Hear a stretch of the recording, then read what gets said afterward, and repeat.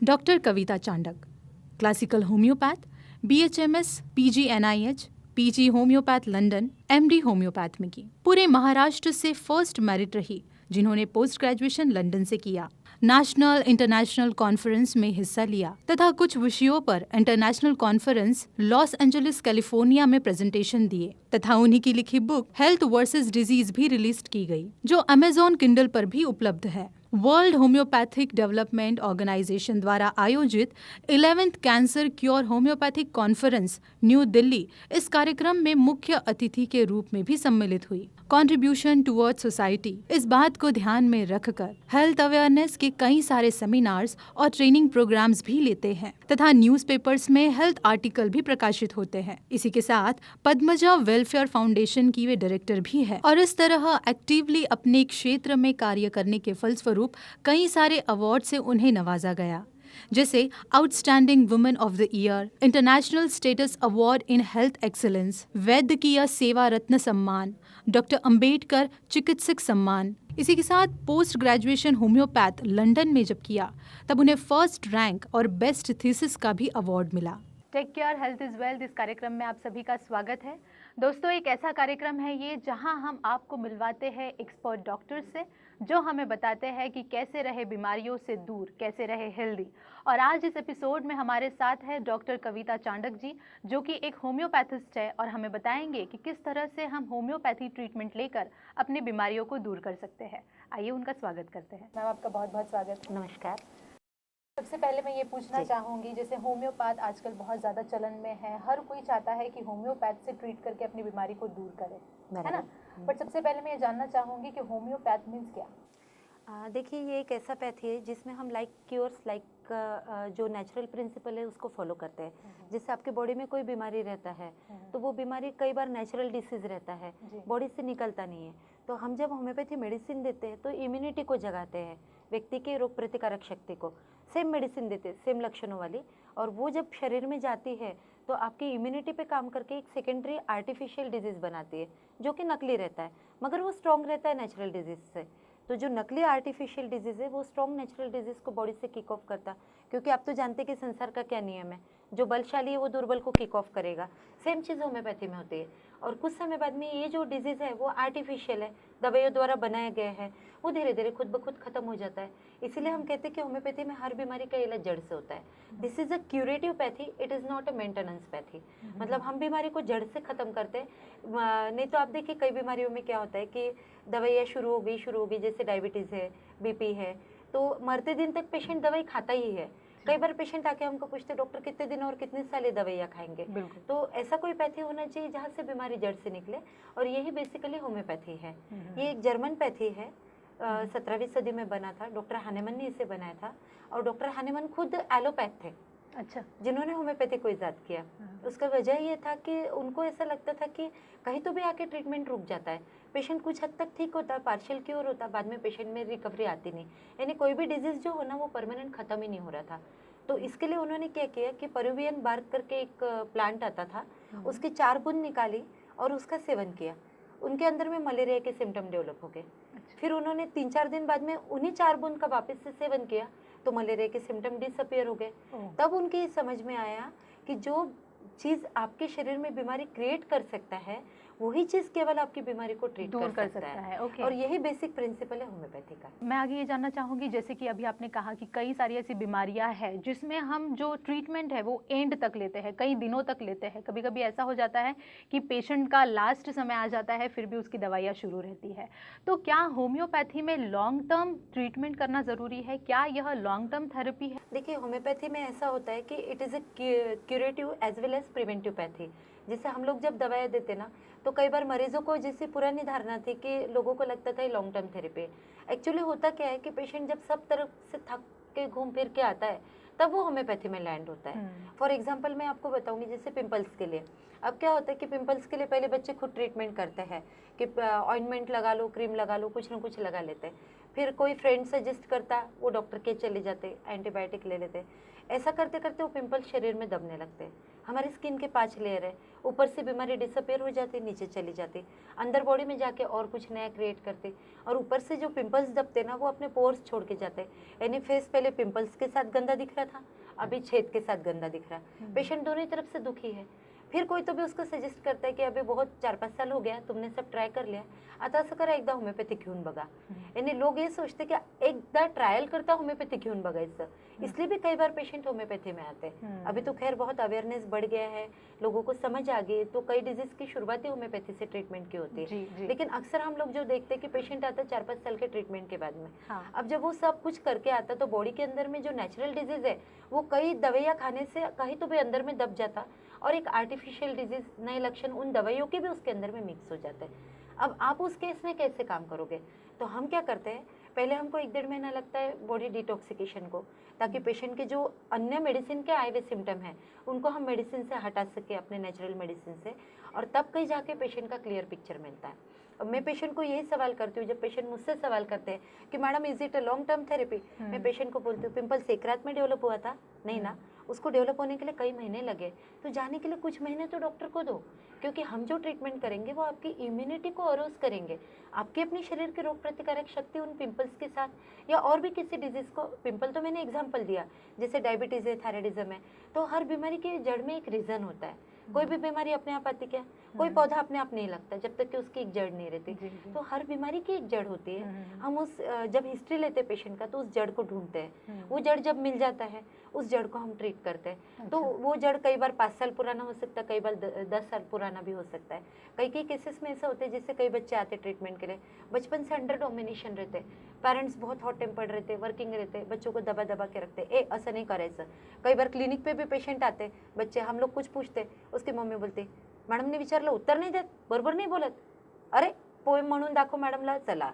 और आप देखो कई बार ऐसा होता होगा कि अपन किसी के घर जाते हैं और पेरेंट्स अपने बच्चों को लाके एग्जीबिशन शुरू कर देते हैं, चलो बेटा तुमको स्कूल में क्या क्या पढ़ाया, आंटी को बोल के बताओ, फिर वो बच्चा शुरू हो जाता पोएम बताने। तो ऐसा कई बार क्या होता है कि बच्चे की जो बेसिक मानसिक डेवलपमेंट है वो अंडर डोमिनेशन रहने से डिस्टर्ब होती है। तो ऐसे केसेस में भी बच्चा कई सालों से वो चीज़ सफ़र कर रहा होता है, क्योंकि हमारे पैथी में एक मानना है कि मन बीमार तो तन बीमार, और मन चंगा तो तन चंगा। तो आप किसी की भी बॉडी का या उसके पार्ट का ट्रीटमेंट नहीं करते हैं होम्योपैथी में, हम पेशेंट के मन का ट्रीटमेंट करते हैं। देखो बॉडी कोई हार्ड मांस से बनी हुई चीज़ तो है नहीं, हमारी बॉडी 3 चीज़ों से बनती है according to homeopathy concept, that is mind, body and Saul.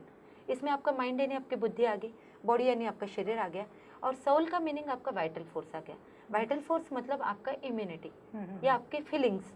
कई बार फीलिंग्स बीमार होने से भी पेशेंट बीमार होता, इमोशन दबने से भी पेशेंट बीमार होता। आप देखो डिप्रेशन के लिए पेशेंट जाता, सारे इन्व्हेस्टिगेशन करके आता और फायनली आके हमारे यहाँ लँड होता, डॉक्टर सगळ्या टेस्ट केल्या त्याच्यात काहीच नाही निघालं, पण समजत नाही गड्या हा तणाव का दूर होत नाही।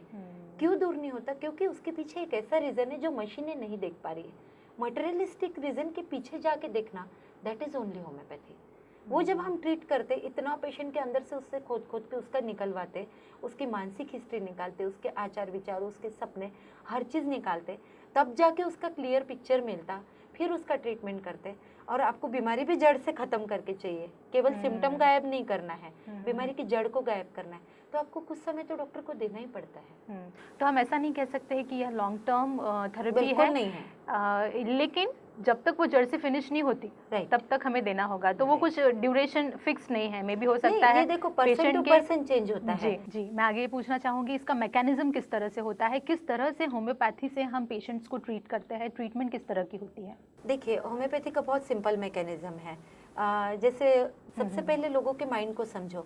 अगर आप किसी के मन को नहीं समझ सकते, उसके विचारों को नहीं समझ सकते, तो आप उसको कैसे ट्रीट करेंगे? दूसरी चीज़, कई बार क्या होता है कि प्रेजेंट कंप्लेंट हम पेशेंट को पूछते हैं, काय झालं, ये पेशेंट आके कुछ तो भी बताता, डॉक्टर डोकं दुखून राहिलं इसलिए मैं आपके पास आया। लेकिन कई बार ये होता है कि उसके सिर दर्द के भी कई टाइप है, टेंशन हेडेक है, माइग्रेन है, देन साइनोसाइटिस है। एक तो टाइप अलग अलग है। दूसरा, हर व्यक्ति का हेडेक के पीछे भी रीज़न अलग अलग रहता। हो सकता है किसी को फाइनेंशियल लॉस हुआ हो सकता किसी को कोई बहुत बड़ा मानसिक तनाव चल रहा हो, या ये हो सकता है कि किसी लेडी का उसके घर में बहुत सप्रेशन हो रहा हो, दमन हो रहा हो। तो ऐसे रीज़न को फाइंड आउट करना बहुत ज़रूरी है। हम लोग क्या करते हैं, पेशेंट का हिस्ट्री लेते, उसकी पूरी भावनाओं को समझते, उसके रीज़न को फाइंड आउट करते और फिर उसका मेडिकेशन शुरू करते। जब उसको दवाई देते ना, तो वो प्राइमरी एक्शन रहता दवाई का, उसके बॉडी के ऊपर में, और उसकी बॉडी हमको उसके रिस्पॉन्स में सेकंड रिएक्शन देता है। जैसे न्यूटन का लॉ है ना, थर्ड लॉ, आपको मालूम है कि there is action and reaction, equal and opposite action and reaction, बराबर है। हर एक्शन को एक रिएक्शन मिलता है। उसी तरह होम्योपैथी में जब मेडिसिन आप डालते हो ना पेशेंट के हिसाब से, तो पेशेंट की बॉडी उसको रिएक्ट करती है और वहाँ से क्योर का प्रोसीजर शुरू होता है। यानी आप पेशेंट के एक डिजीज पार्ट को ठीक नहीं करते। कई बार ये होता है कि पेशेंट आके बताता है घुटना दुख रहा डॉक्टर, हम उसको पूछते हैं अच्छा घर में किसी से लड़ाई झगड़ा हुआ है क्या, कोई मानसिक तनाव है क्या, कोई उधार कर्जा है क्या सिर पे। पेशेंट भी सोचता होगा ये क्या पूछ रही है, मैं घुटना बता रहा हूँ और ये क्या पूछते हैं, लेकिन वहीं से लिंक लगता है। तो पेशेंट को पहले विश्वास में लेके उसको हम ये चीजें समझाते हैं।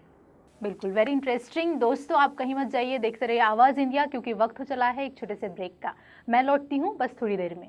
गायनिकिस में तो होम्योपैथी के रिजल्ट इतने अमेजिंग है, मतलब मैं खुद बिलीव नहीं करती थी। आज से 16 साल पहले जब मैंने प्रैक्टिस शुरू किया था, मुझे ऐसा लगता था इतना सब कुछ लिख के रखा क्या काम आता होगा। लेकिन डे बाय डे मैंने अपनी प्रैक्टिस में देखा है कि हम इनफर्टिलिटी तो पॉजिटिव करते हैं। मेरे यहाँ तो कई केसेस है जिनके 14-14 साल से बच्चे नहीं, वो केसेस मेरे यहाँ पॉजिटिव हुए।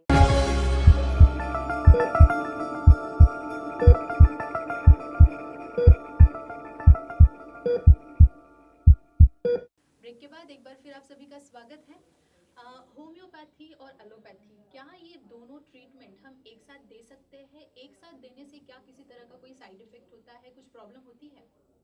बिल्कुल ले सकते हैं बेटा, क्योंकि कैसा होता है कई बार पेशेंट हमारे पास आते हैं थायराइडिज्म की ट्रीटमेंट के लिए या डायबिटीज के लिए, अक्सर कैंसर के भी पेशेंट आते हैं। तो वो एक लॉन्ग टर्म से एलोपैथी ले रहे होते हैं, और कोई पैथी बुरी नहीं होती है। हर पैथी के अपने कुछ लिमिटेशन है, कुछ स्कोप है, कुछ कमियां हैं, कुछ खूबियां हैं। तो कोई पैथी बुरी नहीं है। अब जब पेशेंट कई सालों से उस ट्रीटमेंट को ले रहा है, तो हम उसको इमीडिएट तो बंद नहीं कर सकते, क्योंकि आपकी बॉडी उसके लिए यूज टू हो जाती है। अगर आप इमीडिएट कोई ट्रीटमेंट बंद करोगे तो पेशेंट विड्रॉल सिम्टम भी शो करेगा।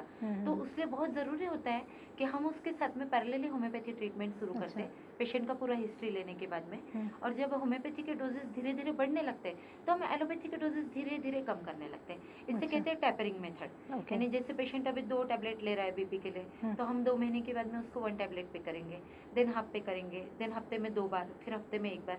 ऐसे करते करते धीरे धीरे हम उसका वो मेडिसिन छुड़वाते हैं। दैट मीन्स दोनों पैथी अगर एक साथ लेते हैं तो इनके इंटरेक्शन से किसी भी तरह का कोई साइड इफेक्ट नहीं होता है, ऐसा हम कह सकते हैं? नहीं होता है। उसका रीजन ये है कि दोनों के मेडिकेशन में भी एक हम टाइम स्पेस मेंटेन करते हैं। अच्छा। हम पेशेंट को बताते हैं कि आपको एलोपैथी और होम्योपैथी के बीच में कम से कम 1.5 घंटे का गैप रखना है। ओके। तो वो दोनों को अपना अपना काम करने का पूरा मौका मिलता जी, है। जी, जी, इस बिल्कुल। वजह से कहीं पर कोई साइड इफेक्ट आता नहीं। और आपको तो पता होगा कि वैसे भी होम्योपैथी के कोई साइड इफेक्ट्स नहीं है, तो ये बहुत सेफ तरीके से हम ले सकते हैं। अच्छा, मैं आगे ये जानना चाहूँगी, जैसे कि बड़ी बड़ी डिजीजेस होती है, जैसे कैंसर हो गया या और भी बहुत सी बड़ी बीमारियाँ होती है, उसमें होम्योपैथ से हम किस तरह से वो बीमारियों से बच सकते हैं, या होम्योपैथी से हम किस तरह से ट्रीटमेंट ले सकते हैं बड़ी बीमारियों में? देखिए, होम्योपैथी का वर्क करने का तरीका एक ही है कि सबसे पहले मरीज को समझो, उसके तन को, उसके मन को समझो, उसकी भावनाओं को समझो, फिर अपना एक लेआउट बनाओ कि आपका पेशेंट किस इसमें बैठता है, ठीक है। उसके बाद में फिर हम कुछ पर्टिकुलर रेमेडीज निकालते हैं, जैसे पेशेंट के लक्षणों के अनुसार बहुत सारी दवाएं आती है। अब कई पेशेंट होते हैं जो प्लांट किंगडम के पेशेंट होते हैं, जैसे होम्योपैथी में ड्रग्स अलग अलग सोर्सेज से बनते हैं। हम दुनिया के सारे प्लांट से मेडिसिन बनाते हैं। अच्छा। एक भी प्लांट नहीं छोड़ते हैं। We are very greedy people. फिर एनिमल्स जिससे आप डरते हैं, आप लोग, जैसे सांप हो गया या स्पाइडर हो गया, हम लोग उनके जहर से भी मेडिसिन बनाते हैं, जो कि काफ़ी अच्छे लाइफ सेविंग ड्रग्स है। और तीसरा सोर्स हमारा है इम्पोंडेरेबिलिया, मतलब यूनिवर्स में जितनी चीज़ें उनको जमा करो और उससे बनाओ, जैसे मून रेज हो गया, एक्स रेज हो गया, इनको भी कलेक्ट करके मेडिसिन बनता है।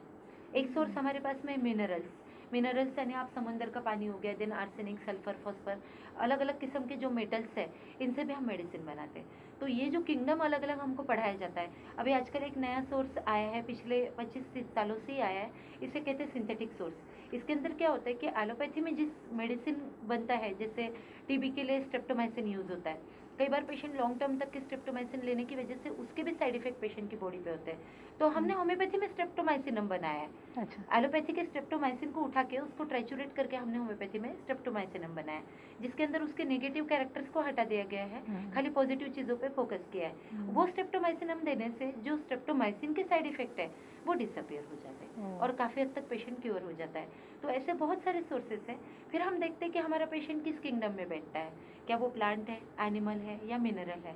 उसके बाद में ये सिलेक्शन होने के बाद में देन वी डिसाइड कि हमारे पेशेंट का बॉडी का थर्मल रिएक्शन क्या है, क्योंकि आप देखिए होम्योपैथी इतना स्पेसिफिक है कि एक छोटी छोटी चीज़ से उसके अंदर में डिफरेंस आता है मेडिसिन सिलेक्शन में, कि आपका पेशेंट ठंडे मौसम को ज़्यादा रिएक्ट करता है या गर्म मौसम को, उसको कब अच्छा लगता है, कौन सी चीज़ उसको खाने में अच्छे लगते हैं, कौन सी चीज़ उसको दुखी करती है, या वो कैसे सपने देखता है, ये सारी चीज़ें बहुत इंपॉर्टेंट होती है। इतना ही नहीं, हम सपनों के मनोविज्ञान पे भी काम करते हैं। जैसे मरीज को क्या सपना दिखता है उससे भी उसका मेडिसिन बदल सकता है। अगर प्रेग्नेंट लेडी सपने में कई बार मेंसेस देख लेती है या कोई एक्सीडेंट देख लेती है जिसमें वो ब्लड शेड देखती है, तो ये 100% है कि उसका एबॉर्शन होगा।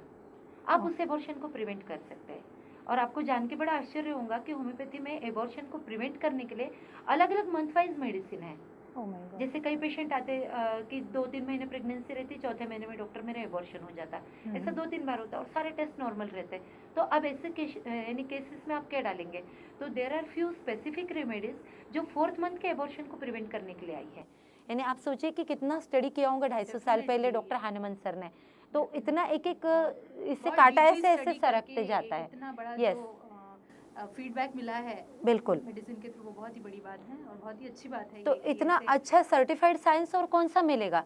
और दूसरी सबसे बड़ी बात ये है कि होम्योपैथी में मेडिसिन ना जिंदा ह्यूमन बीइंग पे प्रूव होता है, यानी ऐसा नहीं कि एनिमल्स पे प्रूव कर दिया, जिंदा ह्यूमन बीइंग पे। उसमें अलग अलग दोनों सेक्स के पेशेंट, अलग अलग एज के बच्चे, बूढ़े, जवान, सबको मेडिकेशन दिया जाता है। और उनके जो सिम्टम आते हैं वो प्रूविंग के सिम्टम उस समय कलेक्ट किए गए हैं, वो कलेक्टेड सिम्टम से ही मड रेमेडी का बना है, जिसके अंदर में हर ड्रग का नॉलेज है और उसमें सिम्टम्स दिए हुए, वो हम पढ़ते हैं हमारे सॉफ्टवेयर में। और फिर जाके हमारी जो रेपर्टरी है, यानी हमारा रेपर्टरी को आप कहेंगे होम्योपैथी की भगवत गीता, जिसमें हर किस्म के शरीर के अलग अलग पार्ट अनुसार लक्षण पूरे कवर किए गए हैं। फिर हम उसमें मरीज के लक्षण और हमारे ड्रग के लक्षण मैच करते हैं। फिर 3-4 रेमेडीज का एक ग्रुप मिलता, उसमें सबसे ऊपर जो रेमेडी आ रहा है उसे हम कहते हैं सिमिलिमम, मतलब मोस्ट सिमिलर रेमेडी, जैसे पेशेंट के लिए ही बना हो। होम्योपैथी में मजे की बात यही है कि आपको मेहनत नहीं करनी है। आपका पेशेंट आता ना, अपना मेडिसिन इधर लिख के आता है, सिर्फ आपको रीड करते आना चाहिए, किन ऑब्जर्वेशन चाहिए, एक अंडरस्टैंडिंग लेवल चाहिए, उसकी फीलिंग्स को समझो। कई बार पेशेंट रोते हुए आपको बताता है हर चीज़, तो वो इतना दुख उसके अंदर में है, उसके सौरों को समझो, उसकी ग्रीफ को, and then prescribe the medicine. इतना जब आप पेशेंट को समझ के मेडिसिन डालते हैं तो वो एडवांस पैथोलॉजी में डिजीज का नाम फिर कुछ भी रहे, चाहे वो कैंसर रहे, एड्स रहे, डायबिटीज रहे, थायराइडिज्म रहे, कुछ भी रहे, अगर आपको परफेक्ट जड़ मिलती है बीमारी की, आप उसको ट्रीट कर सकते हैं। जी, जैसे कि अभी आपने एक गायनिक प्रॉब्लम में बहुत ही अच्छा एग्जाम्पल दिया कि अगर कोई प्रेग्नेंट वुमेन है और उसे ऐसे सपने आते हैं कि उसका मिसकैरेज होने वाला है, तो ऐसी स्थिति में भी आप ट्रीटमेंट देकर उसका मिसकैरेज या अबॉर्शन जो है वो आप टाल सकते हैं। तो मैं ये जानना चाहूँगी कि गायनिक प्रॉब्लम्स में हम किस तरह से होम्योपैथी लेकर अपनी प्रॉब्लम्स को ठीक कर सकते हैं? गायनिक इसमें तो होम्योपैथी के रिजल्ट इतने अमेजिंग है, मतलब मैं खुद बिलीव नहीं करती थी आज से 16 साल पहले जब मैंने प्रैक्टिस शुरू किया था। मुझे ऐसा लगता था इतना सब कुछ लिख के रखा, क्या काम आता होगा। लेकिन डे बाय डे मैंने अपनी प्रैक्टिस में देखा है कि हम इनफर्टिलिटी तो पॉजिटिव करते हैं। मेरे यहाँ तो कई केसेस है जिनके 14-14 साल से बच्चे नहीं, वो केसेस मेरे यहाँ पॉजिटिव हुई है। तो इनफर्टिलिटी हम पॉजिटिव करते हैं, देन पेनफुल मेंसेस से हम पेशेंट को रिलीव करते हैं, lot of medicine are there. ये तो छोटी छोटी चीज़ें होगी, लेकिन सबसे कमाल की बात ये है कि जब पेशेंट डिलीवरी के लिए टेबल पर लेटी रहती है और अगर उसका ऑस ओपन नहीं हो रहा, रिजिड है, तो उस समय भी उसको मेडिकेशन डाल करके उस ऑस को ओपन कर सकते हैं। हाफ ओपन ऑस को आप खोल सकते हैं, क्लोज्ड ऑस को आप खोल सकते हैं, और नॉर्मली बच्चे को डिलीवर आप कर सकते हैं। यानी आप सीजर को भी कई केसेस में अवॉइड कर सकते हैं, फोर्सेप डिलीवरी को भी अवॉइड कर सकते हैं। पेशेंट कई बार पुश नहीं कर पाती है तो वो प्रेशर को भी हम दे सकते हैं। और सबसे इम्पोर्टेंट चीज़ ये है कि हम बच्चे का लाई भी बदल सकते हैं मेडिसिन से। यानी कई बार नॉर्मली बच्चा वर्टेक्स प्रेजेंटेशन रहता है, सिर नीचे रहता, बट कई बार क्या होता है बच्चे टेढ़ा रहता है, तो उसके पैर, हाथ या कमर का हिस्सा आगे आता है, उसको हम ब्रिज प्रेजेंटेशन कहते हैं, मराठीत काय म्हणतात पायाळू, तो वैसे भी रहता है। तो उसमें मदर को भी तकलीफ है और बच्चे की भी जान को खतरा है। आप मेडिसिन से लाइफ भी बदल सकते हो, ये मैंने प्रैक्टिकली अनुभव किया है। मतलब पहले मुझे लगता था कि पता नहीं ये काम करता होगा कि नहीं, लेकिन अब मुझे पूरा यकीन है कि ये काम करता है। आप देखो आजकल हर घर में हिस्टेक्टोमी का एक ऑपरेशन होता ही है। 40 का एज क्रॉस किया कि एक दिन ब्लीडिंग शुरू होता, महीना 1.5 महीने चलता, पेशेंट थक जाती, डॉक्टर बोलते हैं अभी यूट्रस निकाल दो। लेकिन आपको मालूम है यूट्रस निकालने के बाद में हमारे ब्लड में आर फैक्टर पॉजिटिव हो जाता, संधिवात का वो हो जाता नॉर्मली, फिर वो बढ़ने लगता और पेशेंट आपका संधिवात में लैंड करता। तो हम लोगों के पास में होम्योपैथी में इतने सारे मेडिसिन हैं जो आपका ये भी ऑपरेशन प्रिवेंट कर देते हैं। यूट्रस निकालने की ज़रूरत ही नहीं है, आप ब्लीडिंग को बंद कर सकते हैं। कई बार यूट्रस की मसल रिलैक्स हो जाती, अटोनी हो जाती, खुल तो जाती लेकिन वापस बंद नहीं होती, इस कारण ही ब्लीडिंग होता। कुछ मेडिसिन है स्पेसिफिक, वो डालो, अपने आप यूट्रस की मसल्स जो है वो बंद होने लगती है। कई बार फाइब्राइड रहते हैं, मल्टीपल भी रहते हैं, हम तो फाइब्राइड डिसॉल्व कर देते हैं, चाहे फिर वो ब्रेस्ट के रहे, ओवरी के रहे या यूट्रस के रहे। उसका रीजन एक ये रहता है कि हम जो हिस्ट्री लेते हैं, ऐसी केसेस में हम कॉन्स्टिट्यूशनल रेमेडी डालते हैं। देखो होम्योपैथी में दो किस्म से काम होता है, या तो आप क्रॉनिक डिजीज को कॉन्स्टिट्यूशनल रेमेडी से ट्रीट करो। कॉन्स्टिट्यूशनल मतलब उसके मन तन स्वभाव के अनुसार जो पूरा पिक्चर बनने के बाद निकलता वो, और दूसरा है एक्यूट रेमेडीज, यानी अगर पेशेंट को अभी पेन हो रहा मेंसेस में, तो आप उसका हिस्ट्री लेते बैठेंगे कि आधा घंटा, नहीं पॉसिबल है कि वो कैसे बोलेगी पेन में। तो ऐसे समय हम लोग लेते हैं कि डिलीरियम पेन हुई, मतलब पेशेंट पेन से पागल हो गया है, तो वो आप सिम्टम लो और एक इमीडिएट उसको रेमेडी दो, 5-7 मिनट में उसका पेन पूरा उतर जाता है। इमीडिएट हम पेशेंट को उधर ही बिठा के रखते हैं क्लिनिक में। तो इस तरह की 2 ट्रीटमेंट्स होती है जो सडनली आप देकर उसको ठीक कर सकते हैं। एक्यूट पेशेंट को ये कर सकते हैं। अभी तो लाइफ सेविंग ड्रग्स है होम्योपैथी में। मेरे ही खुद के कई पेशेंट एडमिट रहते हैं और सिटी हॉस्पिटल के आईपीडी में यूज करती हूँ, कई बार मुझे लगता है तो पेशेंट के लिए कोमा के पेशेंट रहते हैं, उनको हम नेजल इसमें से देते हैं मेडिसिन, सिरिंज से पुश करके डिस्टिल वाटर में, और वो मेडिसिन बॉडी में जाता है। वेंटिलेटर रिमूव करने के लिए भी कई ड्रग्स काम आते हैं। Life saving remedies are there. यानी अभी होम्योपैथी इतना एडवांस हो गया, मैं आपको बताऊं कि पहले ऐसा लगता था कि इंडिया में होम्योपैथी में काम करना मतलब काफ़ी अच्छा एक्सपीरियंस तो था ही, बट पिछले 2 साल में मैं लंदन गई, वहाँ पे प्रेजेंटेशन दिया, फिर लास्ट ईयर मैंने अमेरिका में दिया, लॉस एंजलिस में प्रेजेंटेशन दिया।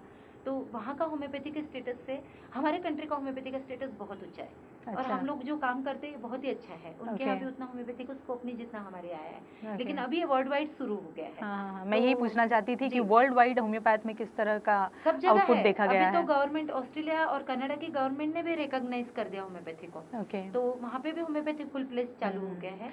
एक मैं ये पूछना चाहूंगी, जैसे आपने कहा कि फाइब्रॉइड्स या फिर चाहे वो ओवरी के हो या फिर ब्रेस्ट के हो, वो डिसॉल्व हो जाते हैं। अब इसके पीछे का कारण हमने कई बार ये जाना है कि एक बार डिसॉल्व होने के बाद या ऑपरेट करने के बाद वो वापस से डेवलप होते हैं। बेटा ये ऑपरेट करने के बाद इसलिए डेवलप होते हैं क्योंकि उस समय ऑपरेशन में केवल आप उस सिस्ट को या ट्यूमर को निकालते हैं, बट आप उस टेंडेंसी को कट डाउन नहीं करते ना रिकरेंस के। आप वो ट्यूमर को गला भी सकते हो, दैट इज क्यूरेटिव फॉर्म। उसके बाद आप उसके रिकरेंस को प्रिवेंट कर सकते हो, दैट इज प्रिवेंटिव फॉर्म। तो होम्योपैथी जो है वो curative as well as preventive pathy दोनों है। और एक सबसे इम्पोर्टेंट चीज मैं आपको बताऊंगी, आपकी एज की लड़कियां जो है ना, वो आजकल पीसीओडी जो है वो सिंड्रोम में बहुत सारी मिल रही है। उसका रीजन ये हो गया कि पहले की लेडीज जो थी वो इमोशन से सोचती थी कि मैंने कुछ फैमिली के लिए डिवोट किया तो मैंने अपने परिवार के लिए किया, वो उसमें सेटिस्फाइड रहती थी, उसके इमोशन सप्रेस होते थे लेकिन वो हैप्पीली उसको एक्सेप्ट करती थी। तो पहले ट्यूमर्स इतने नहीं होते थे लेडीज में। अभी की लेडी इंटेलेक्चुअल लेवल पे सोचती है कि मेरे करियर का क्या, मेरी आइडेंटिटी का क्या। कुछ साल तो फैमिली को मैं दे सकती लेकिन पूरी जिंदगी नहीं दे सकती। यहाँ से ओरिजिन होता है सिस्ट का और ट्यूमर का। जी बिल्कुल। दोस्तों आप कहीं मत जाइए, देखते रहिए आवाज़ इंडिया। यहाँ वक्त तो चला है ब्रेक का, लेकिन ब्रेक में जाने से पहले हम जानते हैं उन पेशेंट्स की राय, उन मरीजों की राय जो कि बहुत सी बीमारियों से जूझते रहे और फिर होम्योपैथ ट्रीटमेंट लेकर किस तरह से उन्होंने राहत पाई। मैं रविंद्र रंबाड़े नागपुर से। ये मेरी अभी 2.5 साल की लड़की है। ये जब 3 महीने की थी, जब रूटीन चेकअप के लिए हम डॉक्टर के पास गए तो डॉक्टर ने उसको कुछ प्रॉब्लम लगा, उन्होंने इको टेस्ट के लिए सजेस्ट किया। इको टेस्ट में रिपोर्ट में हार्ट में 2 होल पता चला है, तो ऑपरेशन के लिए उन्होंने डॉक्टर ने सजेस्ट किया, वो भी 1 महीने के अंदर अंदर करना था।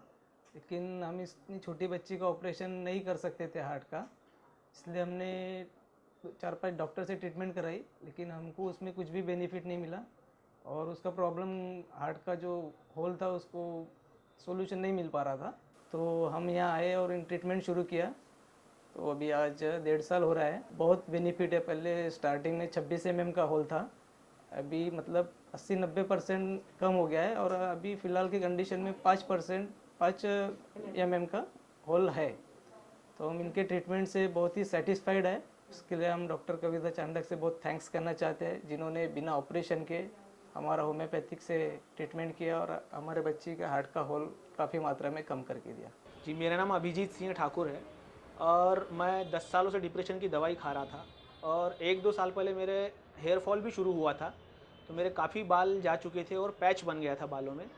तो मैं 1 अगस्त 2015 कविता मैडम, डॉक्टर कविता चांडक की तरफ ट्रीटमेंट लेने आया और तब से मेरा इलाज शुरू है। तो मेरे नेचर में भी काफ़ी फ़र्क आया है, डिप्रेशन में काफ़ी राहत है। सबसे मेन बात ये कि मेरा रात की जो नींद वाली गोली है वो बंद हो गई है और अब मेरा हेयर फॉल भी बंद हो गया है। जो बाल मेरे झड़ रहे थे तो उसके साथ मेरे नए बाल उगना भी शुरू हुए हैं और मैं अब पहले से काफ़ी अच्छा महसूस कर रहा हूँ और इसके लिए मैं डॉक्टर कविता चांडक को बहुत बहुत धन्यवाद देना। नमस्ते, मेरा नाम नीतू सिंह है। मैं 3 सालों से कविता मैडम को जानती हूँ।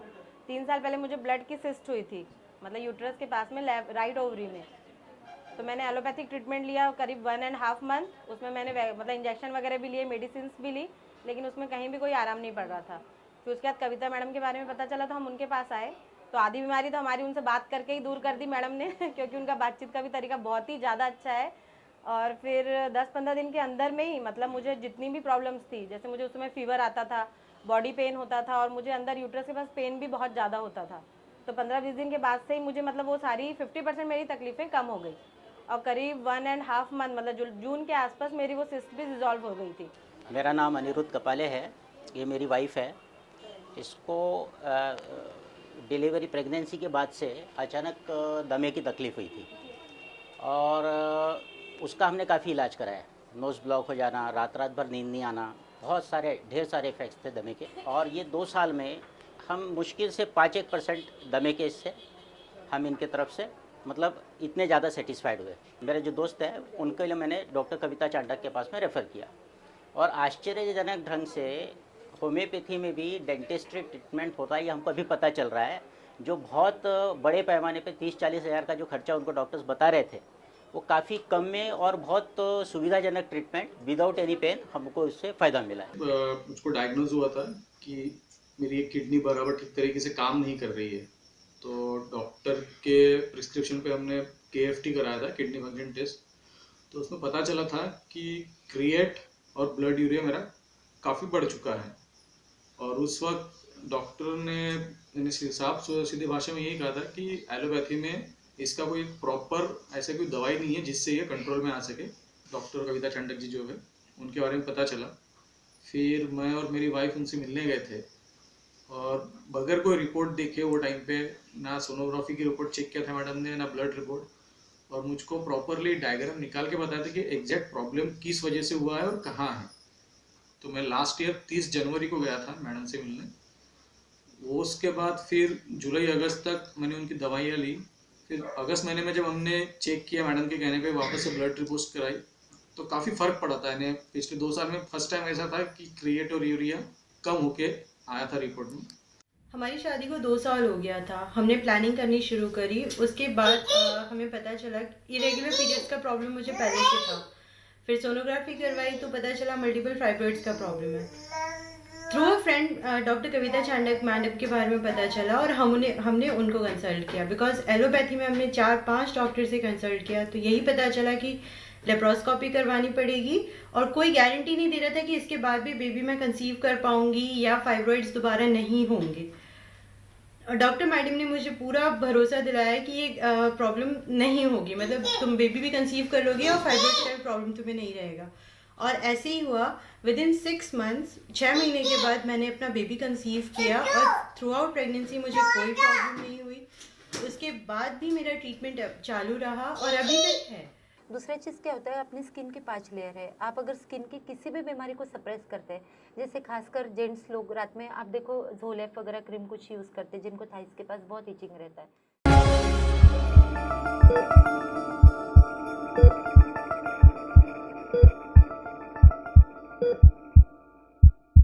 ब्रेक के बाद एक बार फिर आप सभी का स्वागत है। मैम, मैं आगे ये जानना चाहूँगी, जैसे कि आजकल हम लोग जो है बहुत ज़्यादा ब्यूटी कॉन्शियस हो गए हैं। स्किन प्रॉब्लम्स भी बहुत सारी है, बहुत सारे क्रीम्स अवेलेबल है मार्केट में, हम कई सारी चीज़ें यूज़ करते हैं और इन सब के यूज़ करने के बाद में हमें कई सारी स्किन प्रॉब्लम्स है, हेयर फॉलिंग बहुत ज़्यादा हो रहा है। तो इन शॉर्ट मैं ये जानना चाहूँगी कि ब्यूटी रिलेटेड प्रॉब्लम्स को हम होम्योपैथ से कैसे ठीक कर सकते हैं? जैसा मैंने बताया ना कि हर बीमारी की एक जड़ होती है, उस जड़ को तो ढूंढते हम लोग, वो बराबर है। दूसरा चीज़ क्या होता है, अपनी स्किन की 5 लेयर है। आप अगर स्किन की किसी भी बीमारी को सप्रेस करते हैं, जैसे खासकर जेंट्स लोग रात में आप देखो झोलेफ वगैरह क्रीम कुछ यूज़ करते हैं जिनको थाइस के पास बहुत इचिंग रहता है, तो मेरा आपको ये निवेदन है कि ऐसी कोई भी क्रीम यूज़ करके अपनी स्किन की कोई खुजली या पित्ती, अर्टिकेरिया, दाग दाफोड़े जो भी रहता ना, उसको मत सप्रेस कीजिए, क्योंकि स्किन के ऊपर में जो भी खाज वगैरह आती ना, वो स्किन अपना बॉडी अपनी कुछ ना कुछ टॉक्सिसिटी उसके ऊपर में फेंक रहा होता है। आप देखो जैसे आयुर्वेदा में ना 3 प्रवृत्ति का स्टडी होता है, वात पित्त कफ, उसके अनुसार मेडिसिन बनता है। ठीक उसी तरह होम्योपैथी में भी 3 प्रवृत्ति होती है, सोरा, साइकोसिस एंड सिफिलिस। तो सोरा जब बॉडी में बढ़ जाता है तब आप ये समझिए कि स्किन अपना कुछ ना कुछ इचिंग फेंकना शुरू करता है। जब साइकोसिस बढ़ता है तो बॉडी में ओवर ग्रोथ आती है, जैसे मस्से आते हैं, ट्यूमर आते हैं, या पैर की हड्डी या हाथ की हड्डी बढ़ने लगती है। और जब तीसरा सिफिलिस जब बॉडी में आता है तो उस समय बॉडी में इंटरनली कुछ ना कुछ डिस्ट्रक्शन होने लगता है, जैसे आरबीसी टूटने लगते, पेशेंट एनीमिया में जाता है, या फिर और कोई बड़ा डिसऑर्डर बॉडी में शुरू हो जाता है, कैंसर वगैरह। तो ऐसी जो तीनों प्रवृत्तियाँ हैं वो हम पहले पेशेंट में देखते हैं कि आपके पास जो पेशेंट स्किन का आया उसने पहले क्या क्या सप्रेस किया है, क्या पास्ट हिस्ट्री में उसने पहले कभी स्किन का कोई ट्रीटमेंट लेके कुछ तो भी इरप्शन सप्रेस किए है। अगर किए हैं तो उसको कहीं ना कहीं बाहर निकालना ज़रूरी है। हम पेशेंट को पहले ही समझाते हैं कि आपकी बॉडी देखो डस्टबिन नहीं है, तो कुछ भी उठा के अंदर क्यों डाल रहे हैं। Homeopathy is expression, it is not suppression. By to throw everything inside the body, body is just like a bank. आप बैंक में थोड़ा थोड़ा पैसे डालते हो, बैंक आपको ब्याज देता है, एक दिन बड़ी रकम भी मिलती है। उसी तरह बॉडी में छोटी छोटी बीमारी दबाओ, स्किन की खुजली दबाओ, नाक की सर्दी दबाओ, धीरे धीरे बॉडी आपको एक दिन बड़ी बीमारी देंगे। अगर सर्दी आप बार बार दबाएंगे, कुछ साल बाद में आपको साइनोसाइटिस होगा या दमा होगा, बराबर है। अगर आप स्किन की एलर्जी को बार बार दबाएंगे तो कहीं ना कहीं वो एलर्जी वहाँ से मैनिफेस्टेशन बंद करके अंदर के दूसरे ऑर्गन को पकड़ लेंगे। और स्किन के नीचे में क्या होता है, हेयर ग्लैंड्स रहती है, पूरी सिबेशियस ग्लैंड रहती है और स्वेट ग्लैंड रहती है। अगर ये टॉक्सिसिटी जाके इन तीनों ग्लैंड्स में बैठ गई तो क्या होता है, स्वेटिंग आपका धीरे धीरे बंद हो जाएगा। स्वेटिंग बंद हो गया तो आपको मालूम है कि बॉडी की गंदगी बाहर नहीं निकल पाएंगे, बाहर नहीं निकलेंगे। दूसरे सिबेशियस ग्लैंड में गंदगी बैठ जाएगी तो सिबम नहीं निकलेगा, तो स्किन ड्राई हो जाएगा, फिर जगह जगह क्रैक आगे फटना शुरू हो गया। उसके ऊपर में भी आप फिर महंगे महंगे और फिर क्रीम, कोई मीनिंग नहीं उसका। तीसरी चीज ऐसी होती है कि जब ये हेयर ग्लैंड में घुस जाती है ये गंदगी, तो बालों की जो पकड़ है ना, हेयर ग्लैंड की हेयर पर की पकड़ है, वो शाफ्ट टूट जाता है। अच्छा। क्योंकि वो हेयर ग्लैंड में गंदगी आ गई। अब क्या होता है कि हेयर फॉलिंग शुरू होता है, या हाथ से गिरेंगे तो हमको पता नहीं चलता, आईलैश से गिरेंगे पता नहीं चलता, लेकिन जब बल्क में ये सिर से गिरते हैं ना, तब पेशेंट अवेयर होता है। एक्चुअली बाल हमारे प्रोटेक्शन के लिए, ये हमारी बॉडी को और हमको प्रोटेक्ट करते हैं। और हम लोग क्या करते हैं, बालों को प्रोटेक्ट करने के लिए तरह तरह के वो क्या क्या लगाते हैं, सीरम वगैरह लगाते हैं। तो मेरा आप सबको, दर्शकों को भी यही बताना है कि हेयर का यदि ट्रीटमेंट परमानेंट करना है तो आपको स्किन का, बॉडी में कुछ भी गंदगी दबा होगा तो वो फेंको सबसे पहले, क्योंकि ये हेयर का जो प्रॉब्लम है ये बॉडी के अंदर से आता है, बाहर से नहीं आता। अब बाहर से कितना भी महंगा शैम्पू लगा लो, तेल लगा लो, हेयर फॉलिंग की प्रॉब्लम सॉल्व नहीं होंगी। हर बीमारी की जड़ है, उसको ढूंढो। पेशेंट हमारे पास पीढ़ी लेके आता है, पेरिफेरल डिस्टर्बेंस, हम उसके केस में ढूंढते सीढ़ी कि सेंट्रली इसका अंदर में क्या खराब है, यानी क्या बोलते हैं उसको, केमिकल लोचा, वो कहाँ है, वो ढूंढ लिया ना कि आप पेशेंट को ट्रीट कर सकते हैं। एक बात मैं पूछना चाहूँगी, जैसे किसी पेशेंट ने सपोज होम्योपैथ ट्रीटमेंट ली है, 15 दिन तक ले लिया है, फिर किसी रीज़न की वजह से वो स्टॉप हो गई, फिर 1-1.5 महीने की गैप हो गई, फिर से 4-5 दिन के लिए ट्रीट किया, या फिर 1 महीने के लिए ट्रीट किया, फिर गैप हो गई, तो ऐसे गैप देकर ट्रीटमेंट लेने से क्या बॉडी में और ज़्यादा साइड इफेक्ट होते हैं और ज़्यादा तकलीफें बढ़ते हैं, या फिर नए से अगर हमें शुरू करना है ट्रीटमेंट तो ईजिली हम कवर अप कर सकते हैं क्या इन सब चीज़ों? ऐसे गैप देने से साइड इफेक्ट तो नहीं बढ़ते, लेकिन मेडिसिन का एक्शन स्टैग्नेट हो जाता है, वो काम ही नहीं करती है। अगर आपको रिजल्ट चाहिए तो आपको सिंसियर रहना पड़ेगा, है ना। तो अगर कोई पेशेंट ऐसे इरेगुलर तरीके में आते हैं तो उनके लिए वो मेडिसिन काम ही नहीं करता है। अगर आप सिंसियर है, रेगुलर है ट्रीटमेंट में, तो medicine will work magically, patient को खुद को दिखेगा। दूसरी चीज़, होम्योपैथी के वैसे भी कोई साइड इफेक्ट नहीं है। उसका रीज़न ऐसा है कि कुछ इफेक्ट आते हैं, जहाँ दिन है वहाँ रात है, तो इफेक्ट है तो डेफिनेटली साइड इफेक्ट भी है, लेकिन वो हम साइड इफेक्ट इसलिए कंसिडर नहीं करते क्योंकि वो डिजायर्ड इफेक्ट है। अब जैसे पेशेंट आता है, उसकी पास्ट हिस्ट्री में मान लो सप्रेस्ड लूज मोशन है, जो हमारी हिस्ट्री के अनुसार रहता है, तो हम वो देखते हैं और पेशेंट को बताते हैं कि अभी मैं जो आपको दवाई दूंगी, हो सकता है इससे आपको 1-2 लूज मोशन आ सकता है या 5-6 भी आ सकते हैं। अगर ऐसा कुछ आता है तो डरना नहीं, जस्ट वेट एंड वॉच। तो ये एक विथड्रॉल सिम्टम्स में हम काउंट कर सकते हैं, क्योंकि अच्छा। आपको उसके बॉडी के टॉक्सिन को बाहर फेंकने के लिए उसके आउटलेट ही यूज करने पड़ेंगे, आप या तो डेफिनेटली। नाक से फेंकेंगे या फिर एनस से फेंकेंगे या फिर स्किन पे फेंकेंगे, कहीं ना कहीं तो फेंकेंगे ना। तो ये डिजायर्ड इफेक्ट होने की वजह से साइड इफेक्ट काउंट नहीं होते। तो और पेशेंट को पहले से मालूम रहता है कि उसके साथ ये होने वाला है, वो हम प्रेडिक्ट कर देते हैं। तो इसलिए पेशेंट भी मेंटली प्रिपेयर रहता है। तो ऐसे पेशेंट जो रेगुलर आते हैं उनको बहुत अच्छा रिजल्ट मिलता है, फिर बीमारी का नाम चाहे कुछ भी हो। और जो पेशेंट इरेगुलर आता है उसका तो भगवान ही मालिक है। ओवरऑल ये बहुत ही इंटरेस्टिंग डिस्कशन रहा, बहुत ही अच्छी जानकारी हमको मिली, लेकिन मैं चाहूँगी कि जाते जाते आप हमारे दर्शकों को एक संदेश दें। मैं एक ही चीज़ बताना चाहूँगी आप सब लोगों को कि कोई पैथी अच्छा या बुरा नहीं होता है। होम्योपैथी भी बहुत अच्छा है, इसके बहुत अच्छे अच्छे स्कोप है।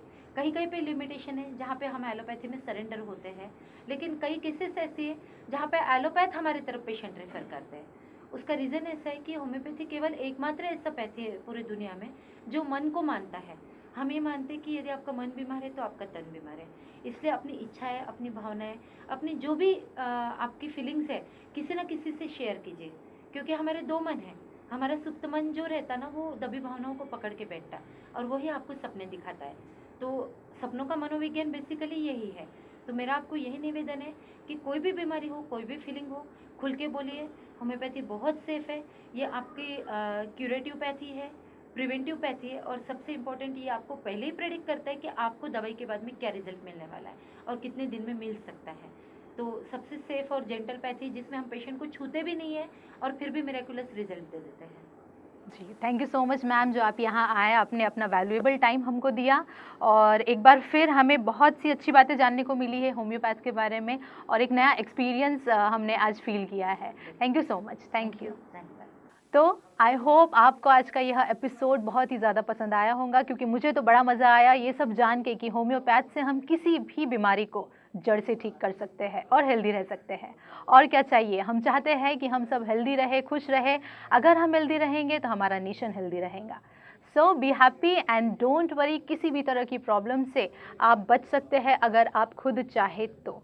आज के एपिसोड में बस इतना ही। मैं फिर मिलूंगी किसी और समस्या के समाधान को लेकर। तब तक मुझे दीजिए इजाज़त। धन्यवाद।